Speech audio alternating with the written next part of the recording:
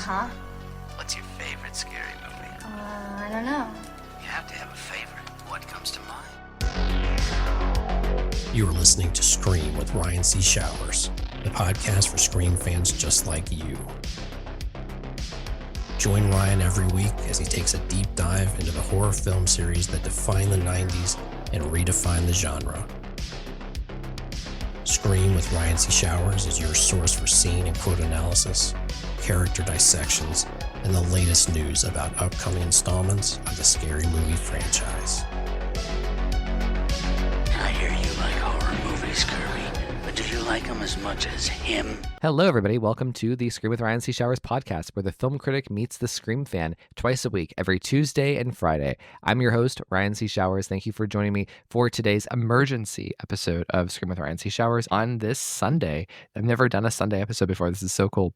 So I hope everybody has enjoyed seeing I Know What You Did Last Summer. And we are going to be coming to you with a full review of the new movie by Jennifer Caton Robinson on Friday. Tuesday is going to be a little bit different. Tuesday, we're doing a Scream and I Know What You Did Last Summer overlap, compare and contrast, and discussing how fans compare these two franchises. Is it fair? Is it not fair? So that is on Tuesday. Friday is going to be the formal review of I Know What You Did Last Summer. And I wanted to come to everybody today just as a way to tide everybody over, just because I know everyone's so excited about the new movie and everyone's coming out of the theater and being like, oh my God, it was Ray. Oh, by the way, this is spoilers. Spoiler alert. So spoiler alert, it was Ray. And that's a huge deal because he's a survivor from the original film and the sequel. We've known this dude for 25 years. So it's a huge deal that he was the killer in I Know What You Did Last Summer. So the recording you're about to hear is between me and my friend Anthony. We recorded this on Friday morning, right after we both had seen it on Thursday.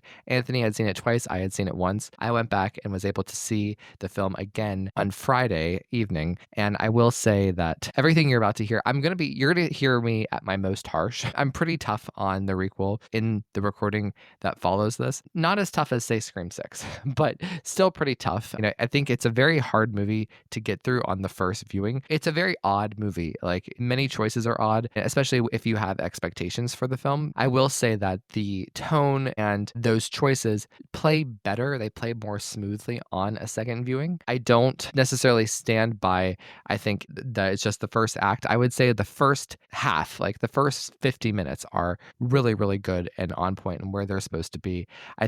I do stand by what I say in that the film does get messy in the second half and that there were things that were done that I think could have been done better. So even though all the substance that I have here in the episode that follows, I more or less stand by. It's just my tone, or now, having seen the movie twice, is a little bit lighter, is less aggressive. But, this episode is meant to be kind of an initial reaction episode. And I will say this movie has had so many variations in how people have responded to it. I have heard from hundreds of people, not critics. I'm talking about real people I know from the podcast in real life.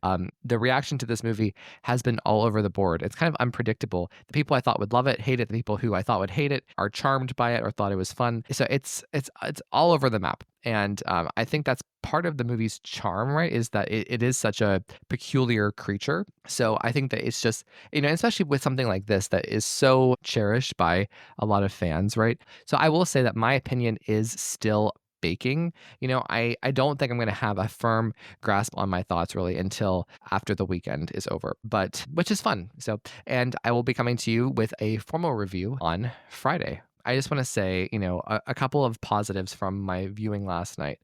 Even though I left the first viewing very disappointed by Julie James, I kind of see what Jennifer Love Hewitt wanted to do with the character in terms of making her completely disconnected from it. I think she really wanted Julie's trauma to not be reawoken and her to kind of exist in a world and in a space where she is free from any horror violence and it is just the emotions, and that she is like this resourceful, smart final girl who previously conquered and she wanted to stay in that conquered space. So I don't know though. The execution is odd. So the last thing I'll say before we transition to the main recording is one criticism I've heard from people is and this is out in the ether, from critics saying that this movie just is a kind of a copy and paste of the original film. And I severely disagree with that. Like, the one thing I will give Jennifer Caitlin Robinson is she does really chart her own course.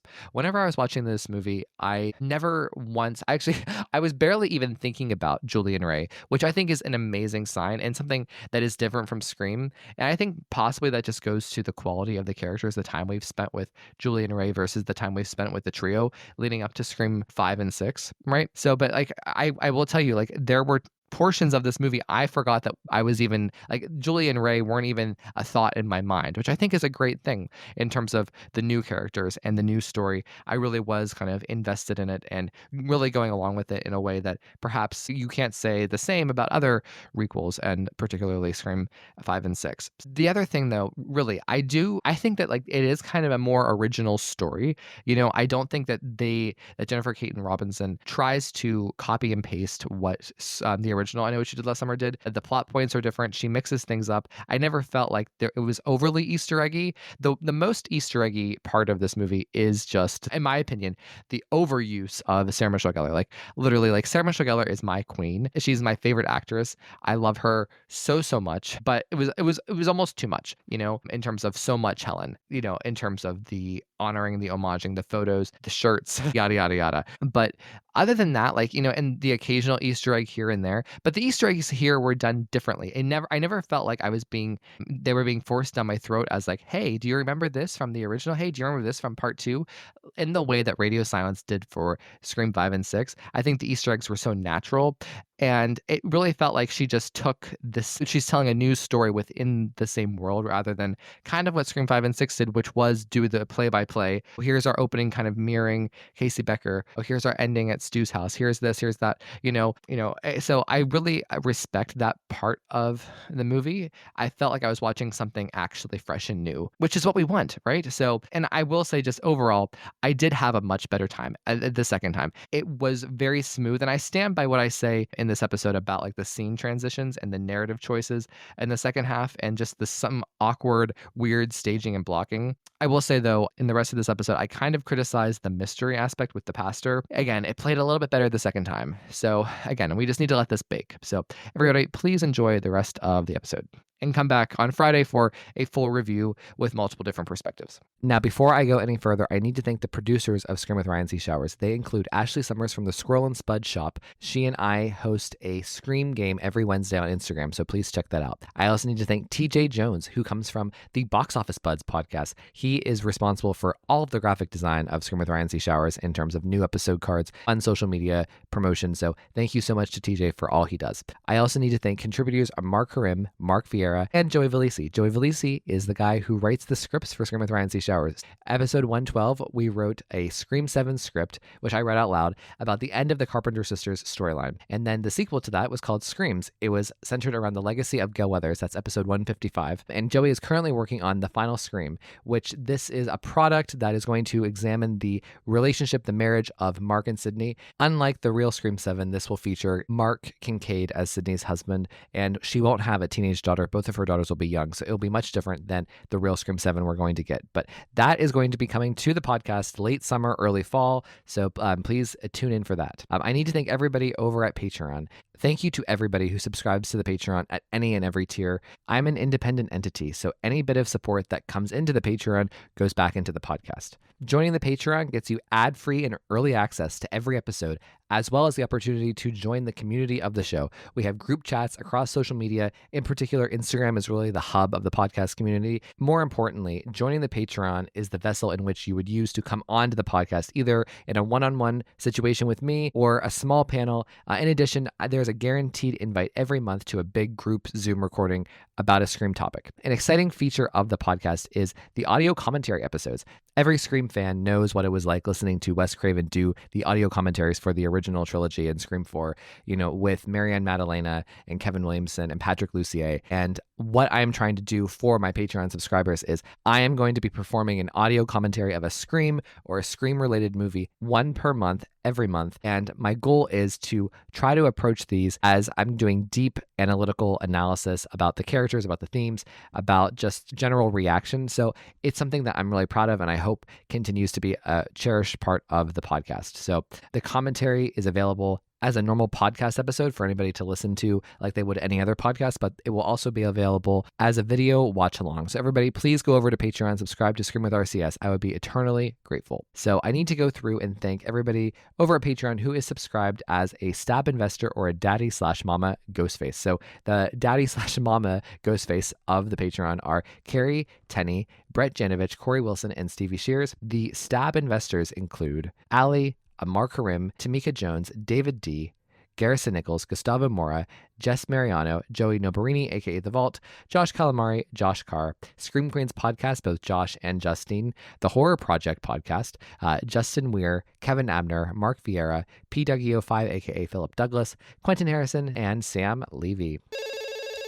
Hello, everybody, and welcome to this segment of Scream with Ryan C. Showers. I'm your host, Ryan C. Showers, and please welcome my dear friend, Anthony. Hey, Anthony. Hey, Ron, how's it going? I'm well. How about you? I'm doing good. So we are here to discuss the new I Know What You Did Last Summer movies. So Anthony is the first person I'm recording with about this movie. And man, so we're recording here on Friday. We both saw it at the same time for the first time yesterday. Crazy. So Anthony, what'd you think? Okay, yeah, this is a lot. So just a little background, guys. I mean, Scream is my franchise, but I Know What You Did Last Summer and I Still Know What You Did Last Summer are right under there and so important to me. Those movies mean everything to me. So I came at this new one from that perspective. I'm a hardcore I Know fan. You know, I watch I'll Always Know. I'll never watch that again. I watched the TV show. I don't think that should have been called I Know What You Did Last Summer.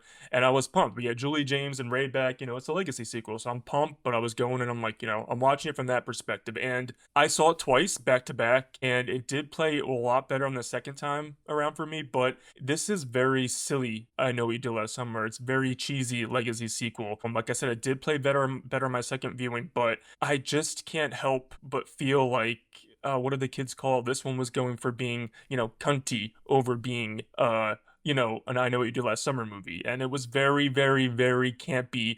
But whereas I Still Know What You Did Last Summer specifically to me felt like the camp came without them trying to be camp. It would just naturally happen. Like, you know, there was a couple silly scenes, but it was natural to the movie. This one was trying to be camp. And when you try to be camp and go too much into that, that's when the audience is like, okay, like, I get it, you're going for it, but it's not naturally coming. Camp to me is supposed to be natural. Like, they're trying to make a good, serious movie, and then it naturally comes off as camp.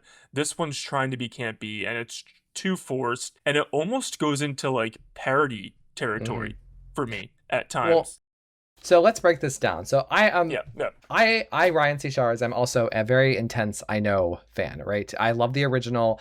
I really like I Still Know. I've seen I'll Always Know twice. I was so once back whenever, you know, like back whenever I was in junior high. 6 or whatever. Okay. Yes. And then I literally rewatched it this past week, and oh man, it's all I can't even. So, you know, here's what I would recommend to people. If you've seen I'll Always Know, go into the requel, I Know What You Did Last Summer 2025, with the expectation that it's going to be I'll Always Know. I think if you want to go in with the lowest expectations, I think you'll have a good time. But if you go in with the expectations of the original film by Jim Gillespie, or, you know, even like Scream 5, which, you know, in comparison to I Know What You Did Last Summer, I think Scream 5 looks pretty good. I want to talk about that. Yep. So you mentioned camp.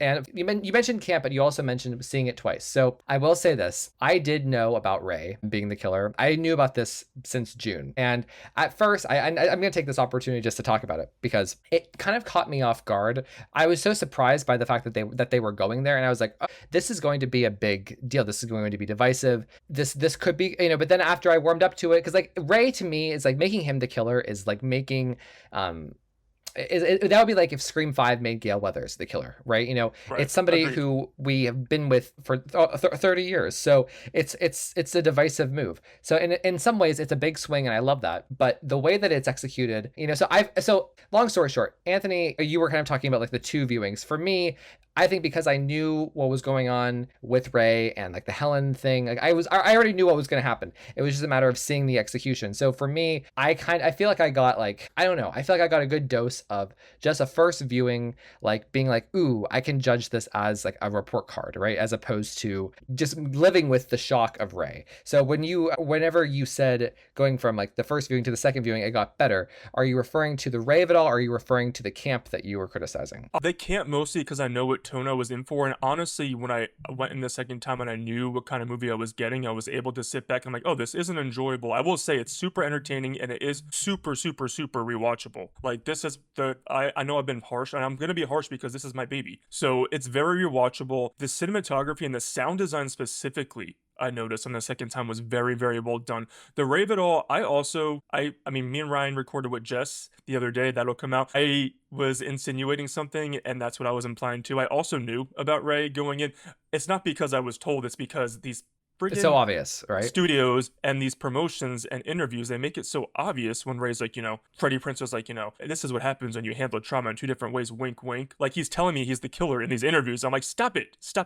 But to get to the ending, and the Julian Rave It All, I think that I appreciated the bold swing, A lot of people are calling out Scream because, like, Scream would never take that swing. Well, you know what? We're on a Scream podcast right now, and I will say Scream 5 I always loved, but Scream 5 and 6 I have a new appreciation for after I know what you did last summer. It's 2025, I will say that. I still have problems with 6, but you know what I mean? The question, I think we can both agree. Scream 5 above both of these. Scream 6 or I Know What You Did Last Summer? I'm going to say, I always said Scream 6 is a great slasher movie I love, but it's not a great Scream movie. I'm still going to put, as of today, I'm putting Scream 6 above I Know What You Did Last Summer. Yeah. I refuse to answer this question on the grounds of the Fifth Amendment, that it would incriminate my pride. But it's too new. I don't want to make the commitment, but like, I think but it's so funny because there are many people who have reached out to me and basically said, wow, this movie makes Scream 6 look like a masterpiece. In some ways, I get where I mean, in some ways, I get where the sentiment is coming from, but it's just so weird. So you've talked a lot about the camp, so let's just dive in here because, like, God love her. I love Jennifer Caitlin Robinson on Twitter. She's fun. I think she's aggressively online. I mean, like, I'm a very online person, but she is really online. Like, I'm like, girl, But so whenever she's seeing bad reviews of the movie, which are warranted, like, this is not a one-size-fits-all movie. This isn't a consensus movie. Like, sometimes I have a new appreciation for the vanilla white bread of Scream 5 now that just appealed to mostly everybody. Was it, So, but, she's basically saying, oh, well, it's camp. It's camp. Well, yes, it's camp. It can be camp, but that doesn't excuse, like, for me, the worst parts of this movie, I can get along with the camp. The worst part of it, I felt like I really liked the first half hour, and then me too. The second half, especially, I just felt was so disjointed. They cut a lot, and I feel like there was a lot that was butchered, a lot that wasn't explained, a lot of transitions that weren't smooth. It left me. Like, for instance, there are so many, I'm going to just call them weird moments. And I Know What You Did Last Summer. The girls being locked in the police station. Weird. I'm still not really sure what all happened with the pastor. That whole plot was super rushed. It was just forced and as opposed to, like, think about David Egan and, like, how well that was drawn out and how well it was explained, piecemeal. And that's a complicated scenario. Billy Blue, David Egan, blah, blah, blah, Ben Willis, like, but everybody leaves knowing exactly what happened. I bet at least 50% of the people who will see I Know What You Did Last Summer wouldn't be able to tell you in their own words what the fuck was going on with Pastor Judah and how that whole thing went down. So it was just super rushed. The two boys being killed, Teddy and his dad being killed was just awkwardly staged and blocked. Like, it didn't run smoothly as a sequence. The guy in the car, like, how the girls find him in the car, so anticlimactic, and then they get on the boat right away. It's just, there were so many weird, sloppy choices that were made, and I don't know if this happened as Jennifer Love Hewitt came back into the project and they had to cut things, but, like, it was not a smooth, well-made film in that regard. The first half, I was like, okay, this is good. In fact, after the accident, I was like, oh my god, Jennifer Caitlin Robinson is pulling this off. She actually 100%. And then it just goes way down the hill, and I don't get it. And that's on top of, like, the bigger issue of Ray being the killer. I like, but he doesn't get so much time to explain why he's doing it to make it good. So yeah, so much to address. I agree. I really adored the first part. I was like, okay, like, update and take on this, with our legacy characters. Cool. What I think with, and again, I'm being harsh, but guys, I did like the movie. I just, I have a lot of issues with it. I think that I love the director too. She's awesome. Like, I get it. She loves this property, but I feel like the creators went into this wanting to be, like, a relevant 2025, lingo type movie, whatever, all this language that they use. They wanted all that fun, whatever stuff. And then I feel like they just added, like, remember, we're a horror movie too, and we have to Yeah. have horror stuff and slasher stuff and Ray and Julie and the lore of I Know. I feel like the horror was an afterthought. Whereas with the original I Know and I Still Know, I feel the mood and atmosphere and the horror and the light and comedic moments came naturally because that just happened naturally. This one, I feel like they were going for that camp on purpose before even making a horror movie. And I feel like I get where she was going for because the premise of these movies are ridiculous, but they missed the core, serious tone of what happened to them in the original two. And I just feel like because she's trying to do so much, like you said, there was cool thoughts. The Judah stuff was a cool thought, but it wasn't really a mystery. It's like, here's this weird guy who's in two scenes, and then we find him in a cool, like, death pose. It's not like she's like, oh yeah, we have to have another body pop up because we're in a horror movie, remember? So Yeah. I just feel like it's the execution for me that was the issue, and they were trying to do so much at once and be fun and campy and that cunty vibe, and like, cool, we have Helen Shivers, that's awesome. The first time I was taken so aback by that scene, I'm like, awesome, Sarah Michelle. I'm like, we're flying over the tones in this movie. The second time, like, this is fucking awesome, and it's cool for that. But again, Sarah Michelle Gellar was being very cunty in the scene just to be like, I'm Sarah Michelle Gellar, bitch, don't fucking forget my name. I love that line. But you know what I mean?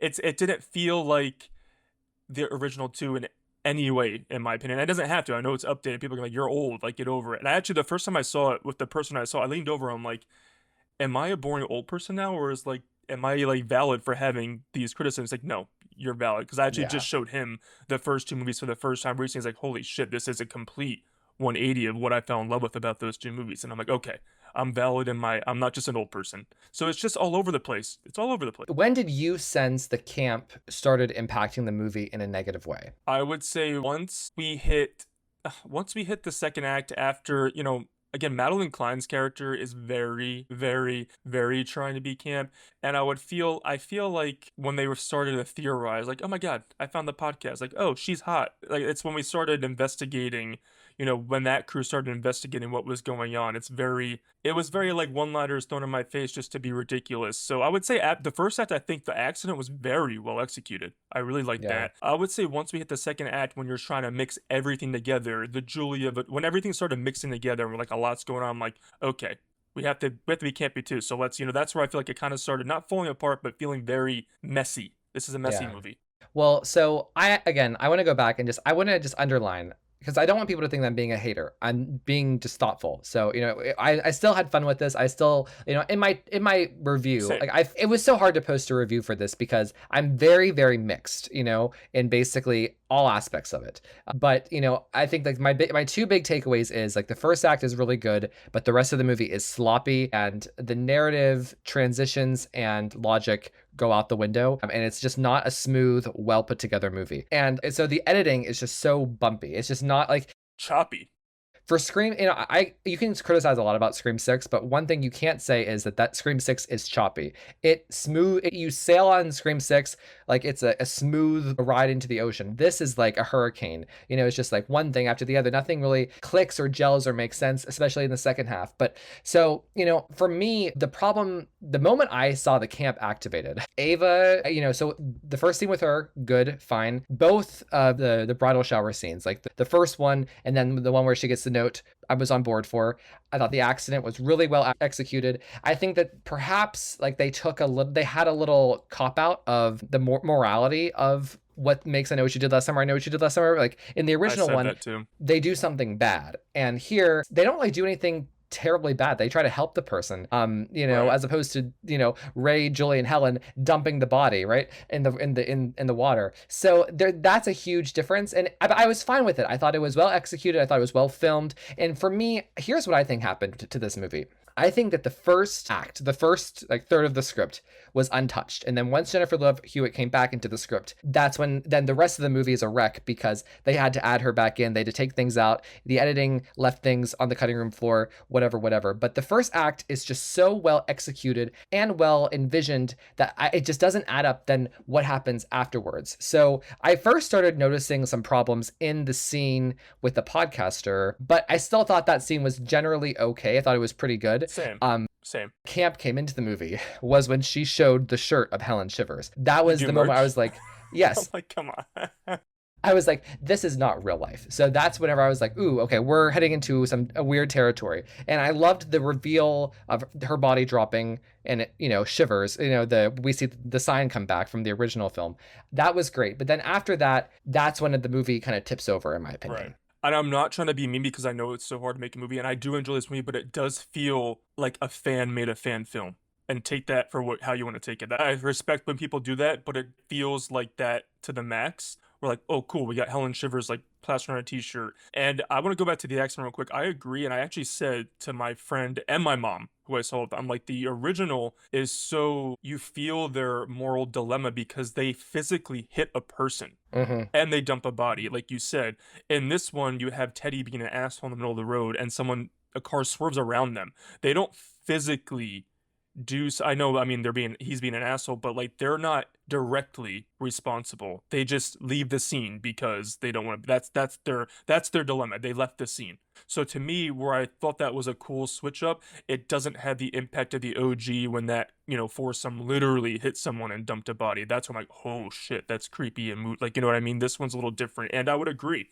The first half, other than it does play out very well. And then once you get to that sequence, I thought that sequence was fun. Again, I know when I still are so known for chase scenes, that we don't have chase scenes in this movie either. That kills me. It kills me. You have Danica run in the basement real quick, but I don't see the fisherman chase her at all.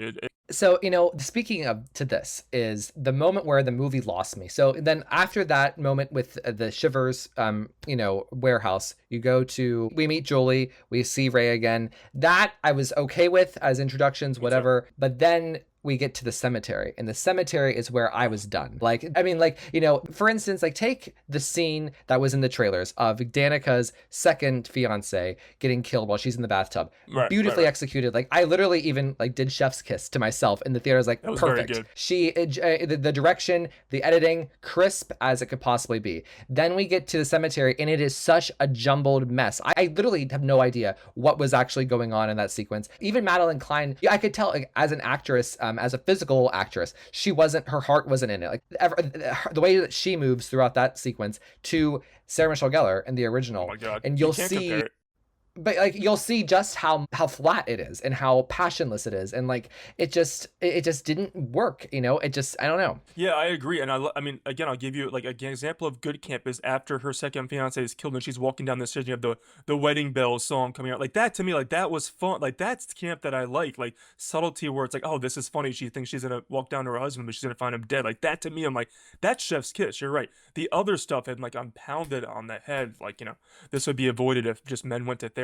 Like too forced. And I think that cemetery scene is also, I'm like, wow, we have so much potential here. And I don't know if it was like a tight filming schedule or if they didn't know. I don't know if it was execution problem, but it was lacking. I wanted to feel more. The second time it did play better because I knew what I was getting with that sequence too, but I'm like, oh, I want more. I couldn't help but feeling like I want more from that. Well, who I do not want more from is Madeline Klein. I was annoyed by her and her like she has a very overly sexualized look and kind of like a very like airhead kind of personality, and we saw how stupid she was when she thought that Scream came out after I Know What You Did Last Summer. But and we're jumping way ahead to the ending here. But I know, I'm sorry, we're jumping around. The fact that she survived and she washed up on the beach, I was done. I had it. I've had it for the summer is Madeline Klein surviving this fucking movie. Like it is like, I can never, like, I want to go give Jasmine Savoy a hug after this, after the subway scene and all the shit I've given that scene. This and, Mason Gooding, like that is ridiculous. Not only was she stabbed, thrown overboard, she floated. How do you don't survive in the ocean when you have those injuries, let alone like to swim and to get back on shore like that. You don't wash up breathing, it's so illogical. It's so stupid. And I kind of have a slight beef with Jennifer Caitlin Robinson, because here's what I think she did by keeping her alive. I think the whole goal here was again, you said a fan making a fan movie. That's so true. The integrity of the narrative was lost, because I think what she was trying to do by keeping the two lead actresses alive was we are living out this fantasy that Helen Shivers survived. And Agreed. Like, ooh, 100%. wouldn't it be, this is how it should have ended, with Julie and Helen surviving and the boys dying,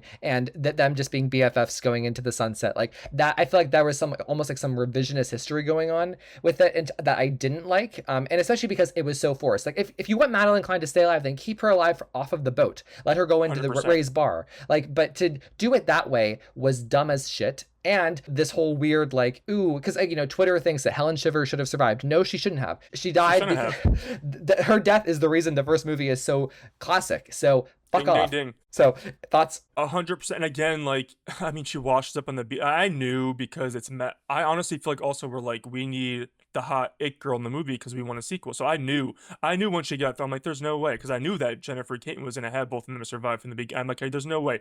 But if you're going to have her survive, like, stab her and throw her on the boat. Don't throw her off the boat. You know what I mean? Like, execute it in a more believable way. We are still supposed to be based in reality. And I mean, she washed up in the beach and somewhere else. She's like, hospital. Like, come on. Come on. It's again, ridiculous. Her dialogue is stupid. The way she talks is dumb. Like, her performance is one note and flat. Like, I just don't like her.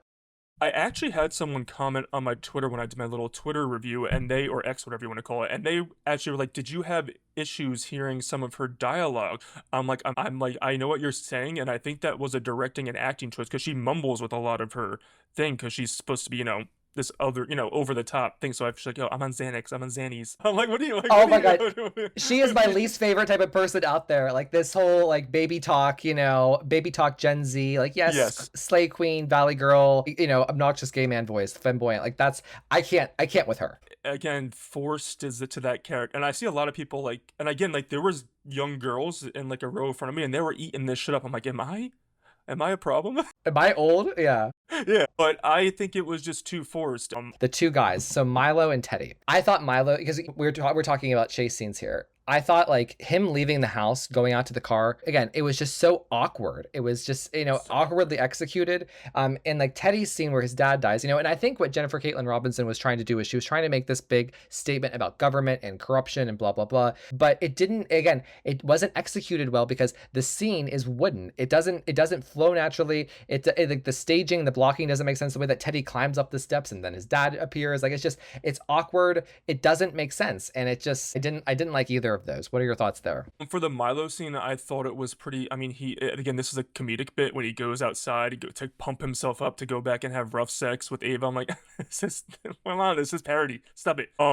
And I think one thing we just need to touch on. I think actually the best physical kill is Teddy's dad. I'm not saying the way it plays out, but the actual blood and gore was cool. Mm-hmm. I feel like the rest of the movie was lacking. Yeah. And even kills, which again, horror was an afterthought. But I think that again, it would have been cool for a male. Let's if you're gonna flip things up, let's have a male character have a chase scene around the property or something. Like he was just choked out, and the sound design was excellent on that. But I felt like it was lacking. I felt like they were just trying to make a statement like these male characters are throwaway. Let's just get through the body count. And again, in the original, Ryan, Barry was an asshole, but I cared about him and I was invested in that character, and his death meant something, even though he was an asshole. So you could have asshole male characters, but they felt like throwaway. And the way that Barry dies is so artful and beautiful because Helen's watching, and like the way that there's lighting behind him and like there's shadows, like it's gorgeous, and like the editing makes it so emotional because you have Sarah screaming. None of that here. And like again, the way they open the car door and he's just lumped in the back seat, it's the most the laziest, most anticlimactic thing I've ever seen. Like it's just like womp womp. And I almost feel like they even sent him home for shooting because they didn't even show his face. It's like he was wrapped already. Like so I'm like, like I don't even see his face to like get that impact from seeing Ava cry. So again, I felt like it was a very rushed production. Well, go to the Teddy scene. Teddy scene, I think I like a little more than you. I do like that he didn't die and he was crawling back to the house and screaming for his mom to help. I do like that, but I feel like layout wise, I kind of agree. Like logistically, that's what I meant. Yeah, it's just the logistics and like the way that the way blocking of the action happened. It just was awkward to me. That. And again, the editing is just like I felt like I was watching pieces of different scenes that were all stitched together. It just didn't make sense. And like the worst part about the car is like, so they open the car door, they see that, then immediately they just hop on the boat. It's like, what? Go. So let's talk about Ray and Julie. This is so sad, and I'm disappointed for Julie. And Ray, I like the fact that he's the killer. I hate that he doesn't get enough time for it to make sense or to be as impactful as it should be. What are your thoughts? Cosign. We talk shit, and rightfully so, about Gail Weathers, Courtney Cox being wasted in Scream 6. Mhm. but at least she had some physical scenes and she fought the fucking killer. Julie James, every scene she has is just dialogue, and she's talking to Ava. The ending, first of all, I feel like Julie and Ray. This is my one of my couples in horror. They have one scene together in the middle of the movie, and then at the end when she confronts him, it should have been emotional for Julie, that whole Mhm. sequence. And it was just like and I love that she said, what are you waiting for? But she should have killed Ray. I'm sorry, she should have Exactly. been the one to kill Ray. Yes. She should have killed Ray. She should have had a Sydney and Roman moment. And Mhm. it should have felt emotional, like that Scream 3 ending moment. I feel like she should have been heartbroken and should have been going through a lot of emotions. Instead, it's just like, fuck 4th of July. Couldn't agree more. Like, come on, this is Ray that just died. Like, we need the emotional impact for that. And I feel bad for Jennifer Love Hewitt, because that should have been a chase sequence between her and Ray in the boat. And I agree with Ray. I appreciate the bold swing. Way too rushed for me to Mhm. accept it 100%. He needed time to do his monologue and Julie and Ray needed to have like a 5 to 10 minute sequence together, not a 2 second, reveal and be done. I appreciated the swing, but they needed more time for me to be okay with it. It makes, the trio in Scream 5 we have analyzed them to death, right? And there are definitely positives, there are definitely negatives about the trio in Scream 5, but I walked away from this movie being like, they had the past 3 years to look at Scream 5 and get it right, and improve on what they did with Scream 5. And they come in so inferior on both Julie and Ray, and like they set up this thing, like you alluded to it earlier, about like the two sides of trauma, the good and the bad and like whatever, and they could have delivered and executed something on that with Julie and Ray by really exploring that of Julie and making that her showcase, and then really showcasing that in Ray and making a big bow out of that, and they don't. And it's just, I don't know if it was a lack of time. I don't know. Again, I don't know if it's because Jennifer Love Hewitt joined so late, but it's just, I felt like Freddie Prinze Jr., he did a great job, but he didn't. But like he didn't have the substance in the writing to actually explain his motive well enough so that it hit hard for everybody. Like you said about Julie, this was her ex-husband. Like, she would be more upset. I think she would have more to say, more to do, more to get out in that moment. It feels like my friend Ryan Young I don't know if people remember him from like way back, like years ago on the podcast, but he has always criticized Julie James as a final girl. I remember. And Yeah. he messaged me yesterday and he said, and Julie James still did nothing. So, I mean, right there, he is right. She literally has no moment of suspense, of violence, of action in this scene, in this entire movie. And the finale would have been a great moment for her. It makes Sydney in Scream 5 shooting doors and That's being what I was just gonna say. It makes like the shooting of the doors and like the action in the kitchen and Sydney just being there, and within the two different killers, right, makes that look like so eventful. It's just, and the finale is so short. The finale should have been double the amount of time. It's just, for both Ava and for Julie to really be satisfied, and for us to really get what Ray is saying. I don't think that like it's properly explained enough where they did justice to the character, to him being the killer, to Julie coming back.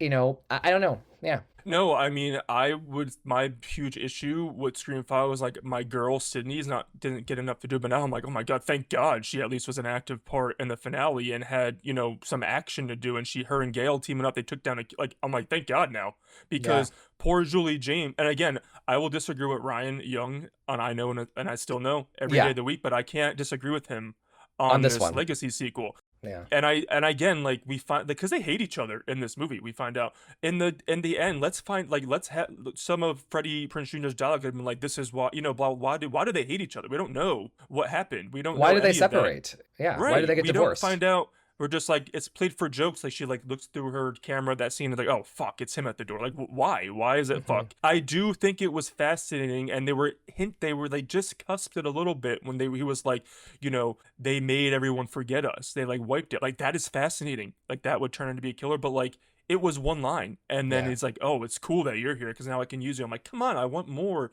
That was good. That was getting juicy, and then it just ended right there. He needed to chase Julie throughout that boat, and that would have been a beautiful throwback to the first one, that who she thought in the first one was a killer ended up saving her, and now that person is trying to kill her. And come on, that's chef's kiss. That person's trying to, that's good shit. It should have been. Ended. Yeah. Roger Ebert once said, "It's not what something is, it's how it is." And I think Right. that this is the perfect example. Like, this whole moment of this could have been a big moment of irony with Julie James. Like, back then she was afraid it was Ray, and it led to her being in this Right. almost to her death in the original. And now she's here, and it is actually him. That could have That's that oh, epic. That should have been blow the doors off, and it just wasn't. And it's just, it wasn't. on top of that, you mentioned like the personal dynamics of their relationship not being thoroughly explained. Again, I have to give Guy Busick and James Vanderbilt some props here for at least giving Yes. Galen Dewey that dimension and that backstory that really makes his death make sense in Scream 5 compared to here, where we just kind of get just a grazing of the surface of whatever happened. Yeah, you don't get more surface levelness. And again, going back to, I'm like, I wanted my show to have more, like, holy shit, at least they had substance, but what little substance, they had substance, and I felt things in that movie, even though I wanted more. I'm just really think that it could have been an iconic, epic finale, like a showdown between Ray and Julie. And not only did Ava kill him, Mm-hmm. but once Julie ran in the door, I think there was a minute. It was like a minute. She's yelled, "What are you?" That scream was, that was like, that's the Juliet. Like, what are you waiting for? Let's go. But then it just ended. I'm like, come on. So I really had an issue with that. And I really, really appreciated that swing of Ray being the killer. But for it to work for me, someone who Ray was one of my favorite final boys, you needed substance in that finale. And I'm not shitting on Freddie Prinze Jr. I'm shitting on, he didn't have the material to work with. Julie literally doesn't move. When she gets into the boat, Right. into the bar, she stands in the same place for the entire thing until, No, of that's course, what she I'm goes saying. over to Ava. That is fucking bullshit. I'm sorry. Mhm. And, so I'm actually disappointed too because I thought, so there's an image of Jennifer Love Hewitt and Jennifer Caitlin Robinson, and I think of them like at the curve of the road in Northern California. Right. And I thought that there was going to be like the epilogue was going to be like a scene between Ava and Julie on that road, and it being kind of poetic for both of them, reflecting on, oh wow, all of our friends are dead, and this is where it started for each of us. Let me And get that. so in my mind, that was my expectation. And what we got was them, Ava and Danica, in the hospital, or, I guess leaving the hospital, getting something to eat, talking about how Stevie is alive. Yeah. And that it's just such a womp womp. She gets a note from Julie. Come on, Julie should be there. And I mean, they're Yes. walking out of the hospital again. They're playing it for last. Like the first thing they say, they're like, you know what? I'm thinking I'm starving. I'm like, are you what? Like that's what you're saying? You're starving? That's what we're gonna say at the end of this movie? And then you know the joke of, we didn't even talk about Stevie, but Stevie again, I liked when she was unmasked. Like that was like the ghost face campiness. Like sure, she was fun and campy for a minute, but there was no substance. 'Cause again, the finale could have saved it. That second act could have been like a little bit of a flutter for me, and the finale could have brought it back to the opening 30 minutes, but it was too rushed for me to even think that. So the everything was there. It's just it was just way too rushed. But yeah, I think that Julie should have been in the finale, and I guess I have to deal with Danica making out and her and Ava doing it. Like, I guess we should kill her, right? They're like, oh no, really, we should. I'm like, it's played too much up for last. Where like in the OG, I felt like Julie's pain. The end was a good jump scare kicker. Yeah. But that was the fun of it. It didn't feel like fake. It feels fake, a lot of the sequences and dialogue and interactions. So let's talk about the post-credit scene because that was very hyped Hell up. yeah. And Sarah Michelle Gellar got her cameo. That was the fan service we all wanted. And again, I mean, was it the fan Did you service like we all that? wanted? Sarah Michelle Gellar. Did you like that scene? Yeah, did you like that sequence? What did you think about it? I thought Sarah looked really pretty. She was awesome. Yeah, she looked awesome. It's hard because I don't like Madeline Klein. I think that it's every time. I mean, Sarah acted circles around this entire new cast with like 2 minutes of screen time. Like I don't know. I liked Sarah. I liked her performance. I thought it was funny. I thought it was cute. I thought it was a funny cool and way cute. That's what yeah. I think it's a nice way to include her, but like. If I'm being honest, like it wasn't a dream come true. Yeah. I think that the Brandy scene is better post credit. I think that like Carla and Julie, kind of seeing them like in like the urgency of like action moving forward, I liked that, and I thought Brandy was so Carla. Like whenever she spoke, I was like, that's the girl from 1998. What are your thoughts? She felt like the Carla who I saw 27 years ago, and that, thank God for that mid-credit scene, because that's the I Know What You Did Last Summer movie I want. And I hope that it's not bullshit. I really hope it's Carla and Julie James front and center if we get a sequel, because this movie's budget's only 18 million. It's gonna make 20 million opening weekend. We're gonna get a sequel. I think so too. I hope so. Yeah. I've been very critical, but again, I'm critical with love because like Me too. I know. I do think I want there to be a sequel. I want this to continue. I want them to do better. But it's not they're not gonna be front and center. You know that it's gonna be like at best, we're gonna have Danica and Ava and Julie and perhaps they're all four equal, but it's probably not going to be. But I think that it was a nice tease to Me a too. sequel, and it's enough to make my criticisms just mute. Same. So I don't know. But I have to ask, okay, so how do we rank the franchise now? Okay. I am ranking it. I Know What You Did Last Summer, 1997, and I Mhm. Still Know What You Did Last Summer, second place. But them two, people shit on it, but those are almost tied for me. And then take a step down and then do, I Know 2025. If you want to include the other stuff, I guess I'll Always Know and then the I Know TV show, just because the I Know TV show shouldn't have been I Know. There's no fisherman, and you know what I mean? It's just not I Know to me. So I go 1997. I Still Know 2025 TV show. I'll Always Know. I can't with I Always Know. It's like literally one of the top 10 Yeah. worst movies I've ever seen. It is. But It's the horrible. TV show is watchable enough. Yeah, but, it is. It is. So for me, like, there's no question that 1997 is going to be the best. It's 10 out of 10 for me.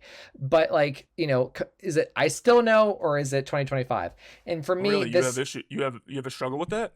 no, I don't. That's what I'm saying. Okay, So okay. I was like, so okay. it's like what comes next, And for me, the answer is so clear. I think that the depth of the characters and I Still Know What You Did Last Summer, meaning Julie, even Ray, Carla, 100%. like the humanity in that movie, the production of that movie, even though it is campy and it is kind of jokey and almost like some people would say it's so bad that it's good. I don't know if I'm there. I think I'm not. I'm still on board. I like it a lot. But for me, it is just infinitely, obviously better than this movie. I still know I got the substance to Julian Ray.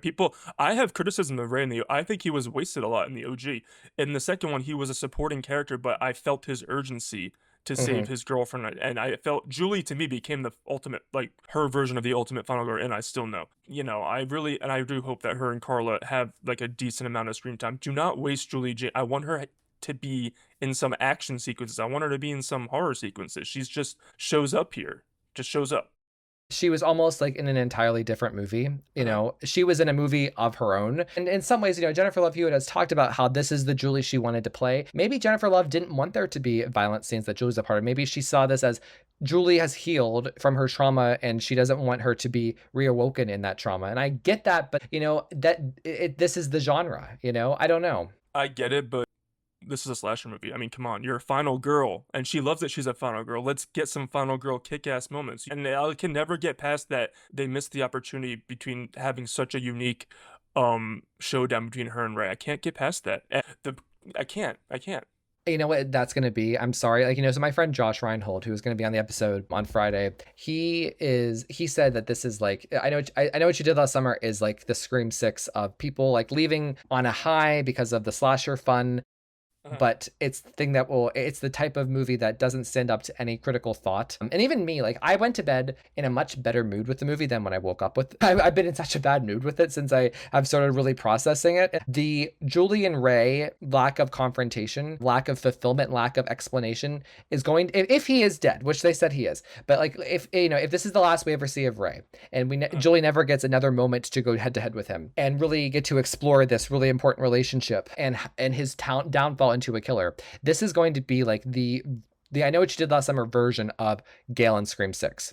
I think just in terms of like the thing that we will always talk about and always have beef with, the fact that they messed this up and it shouldn't have been messed up. Yeah, and again, like, yeah, I know I've been like harsh, but again, these are my babies, and it's still like it's a rewatchable movie that's fun and light. But again, to me, I don't want to be too mean, but it felt like it could have been a streaming slasher movie. Yeah, I know that sounds mean, but I'm being honest. It is what it is, like, and the thing is, like, I think two things can be true at the same time. Like, it can be a movie that we will rewatch over the years and be part of the family, and that we're going to talk about, that I'm going to do an audio commentary of, that we will pick apart for years to come. But at the same time, you can also look at it as a piece of art and use your brain and like, you can have fun, but also then compartmentalize and be like, yeah, this isn't the greatest movie and it is very sloppy. And like, that's like my biggest takeaway, is the fact that I just find it so sloppy. Like, what happened from the first 40 minutes afterwards. Like, it just feels like almost two different movies. So, yeah. Yeah, it's a fun summer mess of a movie is the best way. But it did make me excited for what was teased to come. So that's a plus too. Yeah. I liked it. I didn't, I have liked it with issues. I will say, if Freddie Prinze Jr. comes back, I can excuse Me too. I can excuse this, but if he doesn't come back for I Still Know, man, I'm gonna be fucking pissed. Me too. If he doesn't come back so they can have that iconic ultimate come on, that could have been a Sydney Scream 3 showdown moment, and it just so lackluster. So let's hope for the best going forward, but it's a fun, I know, summer movie that just happens to be super, super messy and trying too hard to be camp. Yeah, I agree. So my thoughts. All right, Anthony, thank you so much. Please tell everybody where they can find you and your show. All right, guys, you can find me personally on X at my name, Anthony Dapuzzo, and I do a podcast with my buddy Nolan. Just follow us on Never Split Up Pod on YouTube and all socials. And thanks for having me, Ron. I can't wait to talk again. Same here. All copyrighted material used or referenced in this show belong to their rightful owners and made possible by the Fair Use Act. And number 3, never, ever, ever, under any circumstances say, I'll be right back. Because you won't be back. Get another beer, you want one? Yeah, sure. I'll be right back!